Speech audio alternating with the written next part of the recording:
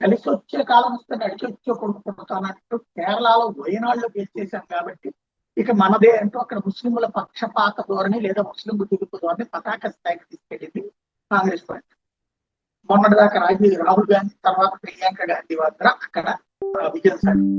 Basic గా మీ దేశం మొత్తం చూడండి, ముస్లిం నియోజకవర్గాలు ముస్లింలు మాత్రమే గెలుస్తున్నారు, వేరే వాళ్ళు గెలవడతారు.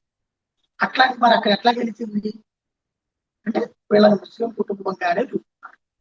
ఫిరోజ్ ఖాన్ పార్సీ అన్నటువంటి ప్రచారం తప్పు. ఫిరోజ్ ఖాన్ వాళ్ళ నాన్న పార్సీ, ఇది అమ్మ పార్సీ, నాన్న వచ్చేటప్పటికి ముస్లిం అన్నటువంటి కోణం ముస్లింలు వాళ్ళని ముస్లిం కుటుంబంగానే చూస్తారు. ఏదో చొక్కా పైన చెంది వేసినంత మాత్రాన మారిపోయేది ఏంటి. కాకపోతే ఇక్కడ సమస్యల్లో ఏంటంటే ముస్లింల చేతులు ఇక రాబోయే రోజులు తీరుబొమ్మలుగా మారుతారు. వాళ్ళ కోసం ఏమైనా చేస్తారన్న దానికి సాక్ష్యం తాజాగా జరుగుతున్న పరిణామాలు.